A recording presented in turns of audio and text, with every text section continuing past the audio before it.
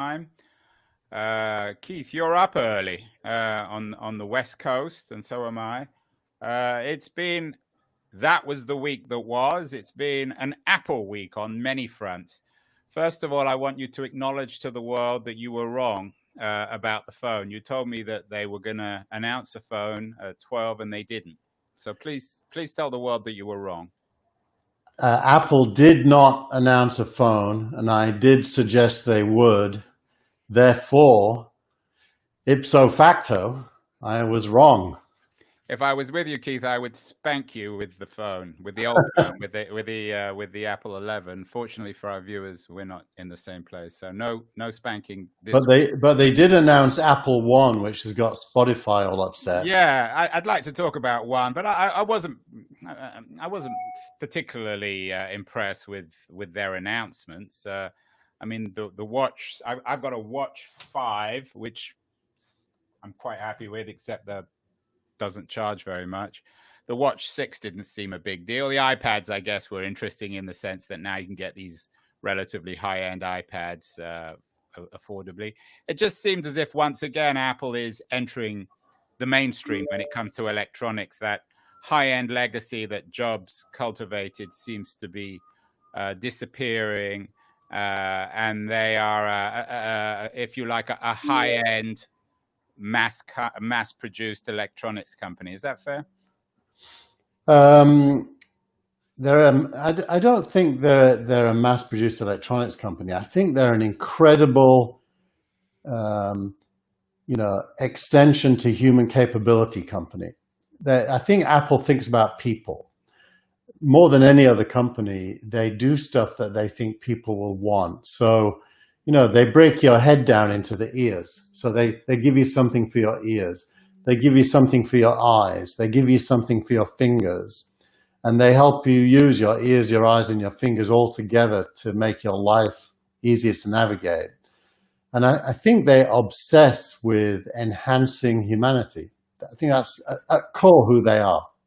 And I know that. I mean, I don't know if there's a little Apple person there paying you. I mean, I like Apple. I'm surrounded with as many products as you are. I've got about 6 or 7 on my desk. But enhancing humanity is a bit over the top, isn't it? Really? I mean, they're a good company, and they certainly do less damage, I think, to the world than Amazon, Google, or certainly Facebook. But enhancing humanity is a bit of an exaggeration.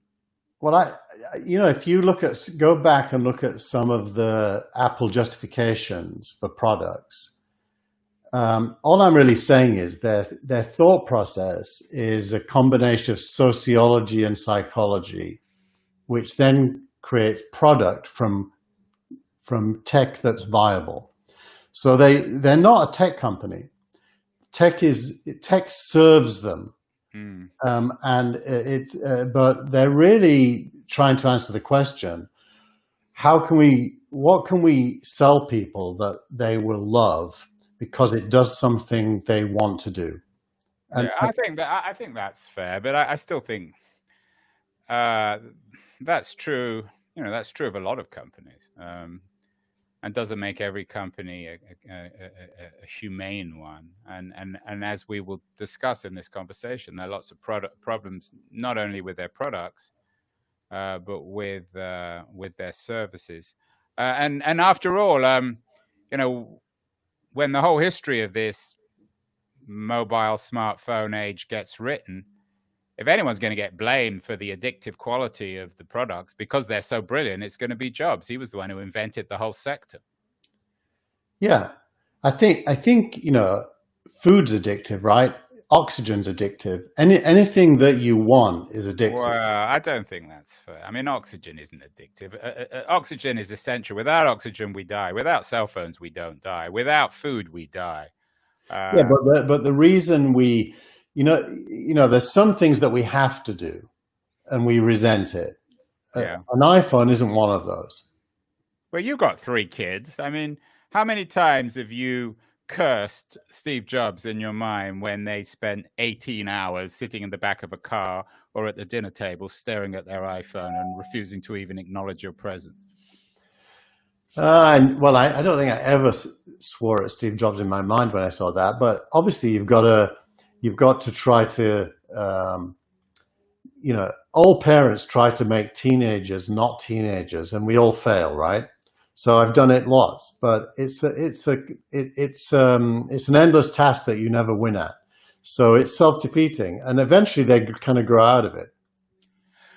Keith, I thought actually that the announcements this week, the one announcement that was really interesting was the Apple One, this attempt to sort of package all their different subscriptions together. I subscribe to all these things, so I'm thrilled about it, even though I'm not quite sure of the logistics of whether they'll do it automatically or whether I have to go into my account and put all these things together. It does seem as if, in all seriousness, Apple is shifting from being a hardware company in some ways to a media platform, a 21st century subscription service with news, with the way in which the phone now is edging into health territory, obviously with music and movies. I also just bought the Apple TV, and I'm spending more and more money just buying movies for my television. Is that fair? Is Apple itself becoming, I guess, with Google, the preeminent information entertainment platform for the 21st century? I think it's the way it talks about it is it says we are growing our services business. So what are those services? Here's what I pay for. I pay for a 2 terabyte iCloud storage. Me too. Right. That's a family plan for me. I pay for a family plan for Apple Music. Me too. I bought an app. I've got 4 Apple TVs, one on each TV in the house. I got 2, but one is inactive. And I subscribe to Apple TV Plus, which actually has good shows, just like I subscribe to Netflix. Oh, that's free, isn't it? I subscribe to Apple News. I do not subscribe to Apple Arcade because my kids are Xbox players, but that's going to get thrown in. Now, my total spend monthly with Apple, therefore, it's probably about $50. It's going to come down to $29.99 with Apple One. But these services are not designed for people like you and I, who are already Apple fanboys. I guess they're designed for the kind of person who might be spending $10 for one of the services, Apple News or Music, and decides, well, I'll just buy the whole lot. Yeah. Now, interestingly, the newsletter this week, I published 2 things from M.G. Siegler and one from Fred Wilson, who wrote their stuff before the Apple event, and they're focused in on Apple and Google actually as duopoly owners of the world's primary software distribution system, the app stores, and are whining that this is in the case of MG, he says Apple is trying to avoid competing with other apps than its own by making it hard for them to make money, which I think is just a wrong point of view. And Fred Wilson is complaining that on behalf of Coinbase, which he's an investor in, that Apple doesn't, restricts what crypto companies can do on the App Store to the detriment of his company. So most of the narrative has shifted from good Apple to bad Apple, which is really interesting to see. And especially in MG's case, he's been an Apple fan for a long time on the record. So that's a pretty major shift for him. And I take issue with it in the newsletter because I list all of Apple's products that are not as good as rivals. Like Pages isn't as good as Word. Numbers isn't as good as Excel. There's Photos has Adobe Lightroom as a competitor. And Apple doesn't do anything to inhibit those other businesses. It just wants to take a share if it drives revenue to them. Well, it does. If you use the example of music, if you own the watch, they make it really hard to put Spotify or any of the other music services on the watch. It's the same with Audible. I like to listen to the spoken books, and it's really hard to get audible on the watch. But maybe the watch is a special case because it's a small device and doesn't have a lot of Yeah, but power. but I don't think I agree with you. My wife uses Audible when she's swimming, and she has to get the audiobooks onto an iPod, Yeah. an old iPod, right? Even that's hard, and that's an Apple product. Now, that isn't to do with Apple. That's to do with the software quality that Audible and Spotify write. Well, but let's talk about the watch, because it's an interesting case where they have a wonderful product. Everyone would agree. It syncs with the rest of my products, so I use it on walks, so I don't have to carry my big iPhone. But they do have me, so to speak, in their pocket. Apple. I'm totally reliant on them, and it's one of the reasons I listen to Apple Music, and it's one of the reasons why I use all the Apple services, because they make it really good to be on the watch. Now, I guess your argument will be, well, if you don't like Apple products, buy another watch. You could buy one of the Android watches. I've done it. I've got an Android phone here behind me, and I used to have I've forgotten the name of the company now, but a different watch than the Apple Watch, just to see. And I can, it's funny. It wasn't as good an experience, so I stopped doing it. Now, I do, on the other hand, hate Apple Mail, and I use Gmail on my phone, and there's no problem. I can use Gmail on my Well, phone. I don't know why you hate Apple. I mean, that's another subject. I like Apple Mail because they don't spy on you. I like their business model for that, and that's why I'm a big admirer of Apple. We talked about this in Yeah. this week's No, show. I like. But coming back to the core of your newsletter this week, the debate with people like MG Siegler and Fred Wilson. Both these guys were early cheerleaders of Apple. What did they expect? The more successful Apple becomes, the more unavoidable this dilemma, I guess, is the best way to put it, ethical and business dilemma for them. They own the candy store. That's just the nature of things. So you have to expect that they'll put their own candy in it. The trend there is interesting. So iOS 14 came out this week. Yeah. And you can now change Safari and Apple Mail from being the default clients for those services. So the trend is very much Apple facilitating competition.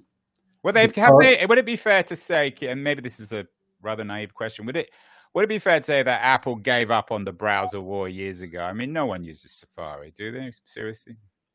There's a lot of reasons to use it on the Mac, because it blocks third-party cookies and it's faster. Chrome on the Mac drags your CPU down. Yeah, but we couldn't be having this conversation on Safari. It wouldn't be as we could actually, because it kind of works, but we aren't. I mean, I don't know anyone who uses Safari. Okay, let me rephrase the question. Does Apple care about Safari? Does it matter? Are the browser wars done and dusted? I mean, it's all iOS now. I think it does care about it, Andrew, but for a different reason. It cares about it because it's one of the best ways for it to deliver on its privacy promise. And they can't really control what Google or anyone else does in their browser. Whereas on Safari, they can bake in rules regarding advertising and cookies and tracking, and give end users a chance to control those rules. So I do think they care as part of their strategic approach to privacy. But if Tim Cook could just flip a switch and everything was iOS, everything was mobile, everything was App Store based, he would, wouldn't he? I mean, isn't that in Apple's interest? And it seems as if the two products and the two software systems are becoming ever increasingly indistinguishable. Yeah, I think that's true. But I don't know what the implications are. What do you think? Well, the implications are that the walled garden becomes a formal reality. We move away from the open web, and Apple owns everything, or Apple and Google owns everything, because on iOS or on mobile, browsers are essentially irrelevant. The web is irrelevant. Isn't that fair? I'd say as a trend, yes. So everything. So Apple owns the front door through their devices and through iOS on my entire digital life, from Apple made television to healthcare to information. Everything is owned by either Apple or Google. So we have this, what you call a duopoly. And you can't again this is a theme we come back to time and time again, Keith. You can't be celebrating this. This is not good. So I don't want to bash Apple, but this is not good for startup guys or investors like yourself. So let's just remember all the context, and then I'll answer the question. So originally, before there was Android, there was iOS, and Apple decided the iOS was a web-only device initially. So the first iPhone had a browser, and the only apps on it were Apple's apps. So the world ganged up on Apple and said, we want you to let us build apps that we can put on the phone. We don't want to just do web apps. We want apps. Now, at that time, it was possible, it still is, by the way, to go to a web page that is effectively a web app and bookmark it and save it as a clickable app-like kind of launcher. And Steve Jobs announced the App Store in reaction to developers wanting to put apps and said, okay, we figured it out. You can do apps. So there isn't only Apple apps. Now there can be your apps. And that roughly at that time, Android came along and from the very beginning adopted that Apple model of allowing developers to write their own apps and get them on the phone. And so they built an app store. That was the moment they went from web apps to proprietary apps. And that's what you are calling the walled garden. And they also chose to make it free globally, unless you charged money, in which case they wanted a share. Well, that's like charging someone to come into a store. Yeah, it's like charging Kellogg's for putting cornflakes on the shelf at Safeway, which is you mean developers as opposed to the public? Yeah, developers. Okay. If developers could get in the store for free, but if the public was paying the developer via a mechanism that Apple provided, Apple got a share of it. Right. If the end user was paying the publisher not using Apple's mechanisms, then Apple did not get a share of it, and that's true today as well. So I think if you really contextualize it, Apple is just. I don't think Apple is against the open web. They have a website, after all, where you can buy their stuff, but it is for the App Store as well. Well, their whole business model, which is a brilliant business model, and that's why they're the world. I don't know if they're still worth $2 trillion, but that's why they are the world's first $2 trillion company. Is the more of these devices we buy, and they make wonderful devices, the more they own us, because it's in most of our interests, particularly people like myself who aren't really hardcore tech people, to just operate on a single system, and they make it relatively seamless.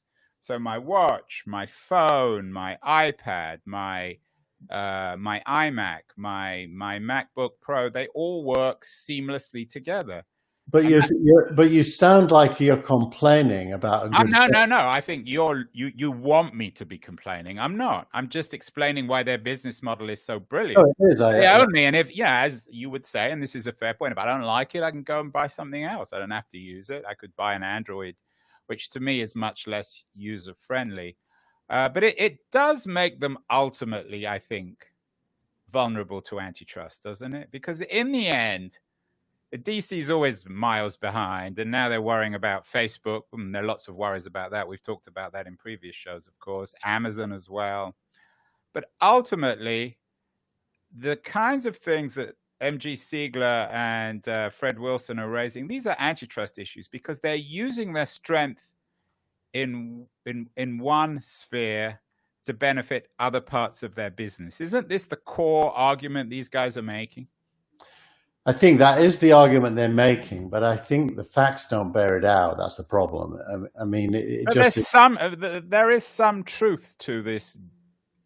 I mean, Apple now does control the front door. This comes back to the Epic issue we raised. Sure, you were right. Maybe Epic was being unreasonable, but Epic is also, or their products aren't particularly friendly to Apple, which is why Apple treated them like shit.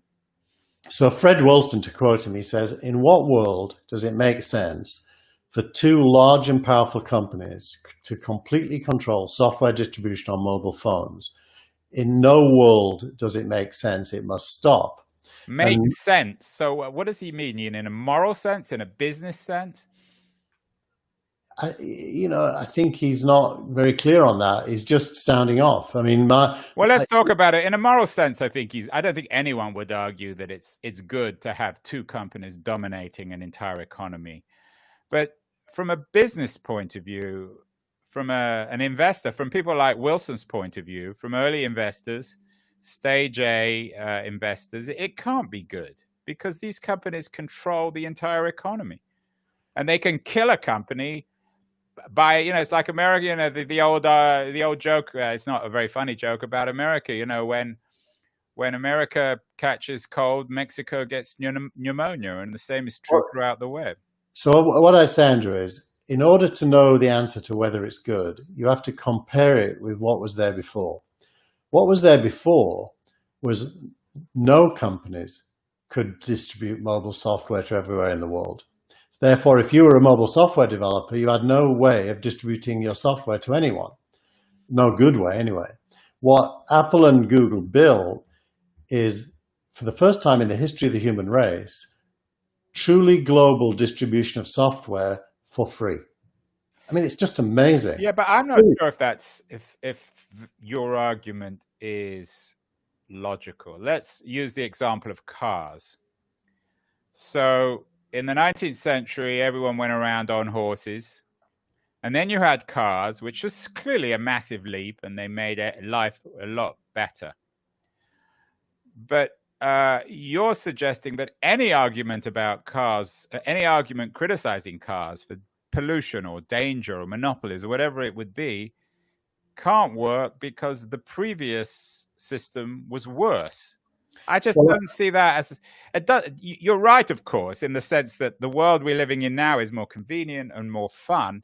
But that doesn't mean that the infrastructure doesn't exist to have a much more open app economy where which isn't controlled by these two dominant funnels. Well, you don't want that. Well, do you? you know what we're doing there, Andrew, and this is completely up your street. You're going to the whole Enlightenment dilemma. The Enlightenment, followed by the Industrial era, led to innovation, and all innovation had bad side effects. All progress had bad side effects. Right. Even in medicine, they kill more people experimenting before they find a cure. So I think the price of progress is not 100% positive ever. So the real question is it progress? So you answered yes, the car is better than the horse, so it is progress, but it comes with all this other stuff. But it doesn't mean you can't criticize the car, and it does. You can have it both ways. You can criticize the car and not want to go back to the horse and cart. And I think we can criticize this and I think Apple is a relatively responsible company, and I would certainly trust Apple more than Google. But let me just. That doesn't mean we can't criticize this duopoly, this app world, because in overall terms it's more convenient and fun than it was 15 years ago. So I think if you want to play the role of a critic, yes, you can, absolutely. But the more interesting thing is not to be a critic, but to be an agent of change. So if there's something you don't like, the right thing to do is to fix it. So if the critics of Apple would build something better than the iPhone and better than the iOS ecosystem, which, by the way, is not impossible. It is impossible now. No one can catch up with the Apple ecosystem. Well, everyone always says no one can do things, but they always can if they want to. It would take a fundamental shift in the nature of technology, I think, now. But anyway, you're right about innovation. Let's get to startup of the week, Keith. A $12 million A series. AirMeet. What are they doing? It's AirMeet. The reason I picked them is for two reasons. The first is that they are in the virtual event space. So there's been 2 or 3 major funding events. One was a company called Hopin, which is a UK-based company, and the other one was Plan the World, which is a Silicon Valley-based company. AirMeet is Indian-based, and they are. If let me just show the screen, and you'll see this is their user interface. Those are all like side rooms in a big event, Yeah. where people are networking, and the big event is to the right-hand side there. They're Indian based, and there's been quite a few Indian companies recently that have become unicorns and global players. So I think we might be at that moment in history where TikTok is the first of a variety of overseas companies that make a big impact globally. And AirMeet looks to me like one of those. That's why I chose them. Do you think AirMeet will survive when the regular physical economy comes back? Are we going to have a lot of these shipwrecked virtual software companies when things get back to normal next year? Well, you saw Jessica Lessons. Sorry, Siri thinks I'm talking to her. Siri as well. Yeah, exactly. Jessica Lessons' piece this week, which is "I'm Never Going Back." Let me just find it. Here it is. So, virtual events and why I'm never going back. That's in this week's newsletter as well. She basically is saying there's so much good in virtual events to do with human productivity and focus. I've noticed that with my 13-year-old. His schoolwork's got massively better because he's sat in his room without any distractions. So I think there is something enduring here. I hope we never go back, because otherwise it's good for Now TV not to go back. Finally, Keith, tweet of the week. Let me get it. Hunter Walk, who I know is another of your people you admire. At least it's not Paul Graham. We haven't heard his name for a few weeks, fortunately. Yeah, here's let's see if I can zoom in a bit. So there you go. Almost 8 years into Homebrew, I don't think we've ever invested in a company that included an exit slide in their seed deck, which is a bit of an insider point, inside the venture community kind of point. But it's something lost on a lot of entrepreneurs. Entrepreneurs think that VCs are kind of these sharks that are just looking to make money by selling you to the highest bidder.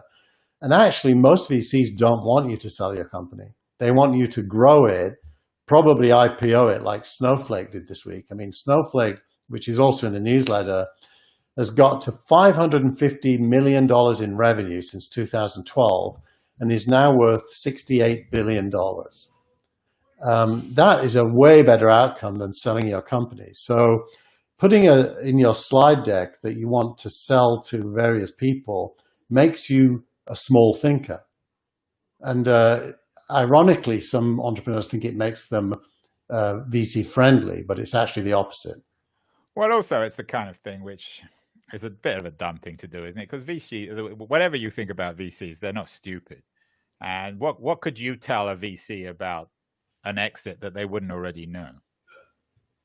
Correct. So what's the most, finally, Keith, exit to the exit conversation and an exit to that was the week that was this week. What's the most important slide in a seed deck? What's the key slide? I know you advise a lot of startup companies on there. I think the whole idea of a deck is absurd, but that's probably why I've never raised any money. I'm too lazy to even put a deck together. What is the key slide? Is it the first one or the last one? Depends on the investor, but for me, it's the end game slide. What are you building and why? End game meaning why you're doing what you're doing. Yeah. Well, if it all works out, what is it you will have built? So if Apple was doing this, they would say we're benefiting humanity.